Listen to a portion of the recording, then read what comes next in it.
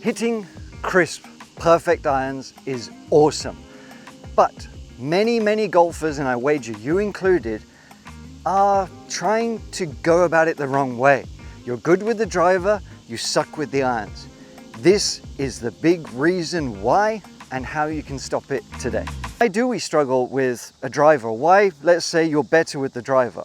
With a driver, we want to be hitting up on it a little bit, okay? That's how we're going to get better strikes, more distance. And it's just a little bit easier to hit something, like think of T-ball in baseball. It's a bit easier to hit something that's up here, right, like that, than it is to get something off the ground kind of perfectly to strike it down through and allow the club to give it the loft. It's a much smaller margin for error. But with a driver, we can get away with a little bit more. And specifically, what we can get away with is a little bit more movement off the ball, because we're trying to hit it a bit further. We're trying to sort of get a bigger turn. We can hang back a bit more and lean back and sort of sweep through and kind of manufacture something, because we're just trying to sweep it. And the head's bigger, but we can drive it well. If, however, we try that same tactic with irons, okay, it's going to be very hard to time that movement back to be able to stay on top of it, because we do want to stay on top of it. Because we want to be returning with the hands ahead, our upper body ahead a little bit and compressing down and through, if I get into that position with a driver, I'm going to really struggle. But if I get into a driver position here to sweep up on it, and that's with my iron, I'm going to be thinning this, or I'm going to lunge forward and catch it heavy. And this is all about stopping hitting it heavy. I would love it if you followed the link below and checked out our simple golf quiz. It's going to give you the lesson that you need today based on your answers, your age, where you're at in your golf game. The lesson that's going to help you play better with the most frustrating thing that's holding you back today. Follow the link and I'll see you on the other side. Here's what we're going to do. And conveniently, I actually have my lapel mic that's a pretty good signifier of where my sternum is, right? On my sternum, with a driver, I can get behind it a little bit more. I can move a little bit more. There's a bit more margin.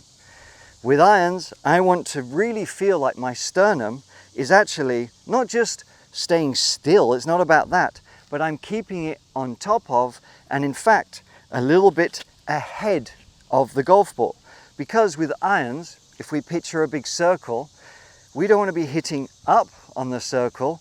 We also don't want to be hitting too far down on the circle, but we do want our lowest point in that circle to be just after the golf ball. The way you can check this is hold your golf club from your chest, from the buttons of your shirt, and let it just hang down, okay?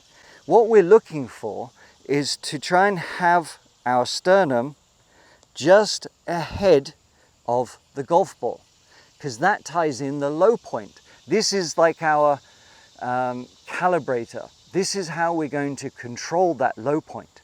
But it's not just at setup that we want it just ahead. We want it to stay there, more or less, within sort of reason, basically, that even when we make a backswing, yes, it's going to move. My sternum is still obviously moving over here a little bit, but the feeling, the intention is that my sternum, even though it might rotate, like the club, it's going to rotate comparative to the ball. It's going to move around. It's not moving off it too much. At least that's what I'm trying to do. It doesn't mean I keep it like this. Doesn't mean I do that, but I'm making my backswing, but really feeling like this is staying a lot more centered, and this is ahead of it.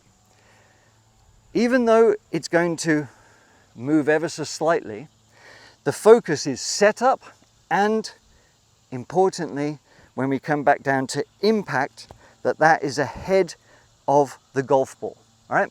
And I'm not doing it by sliding.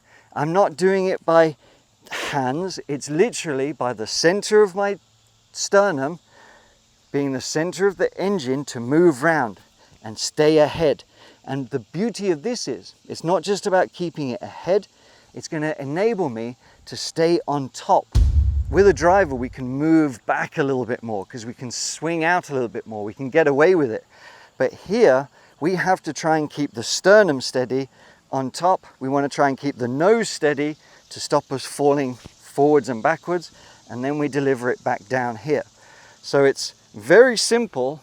It's going to shorten your backswing a little bit, but simplify the swing on the way down and through. If you can, practice this first. Just start with wedges or short irons, whatever it might be. But even if you're going out on the golf course, this intention to set up over the ball and keep it there as you swing through is going to really help your iron play to compress it, stay on top of it, and keep that swing simple. Keep that sternum ahead, you will be striking your irons much, much better. Now, if you want to make sure that you get a better, basically, distance control with every club in the bag, you're going to really enjoy this lesson because it breaks down 3 very simple steps that you need to follow. See you next time.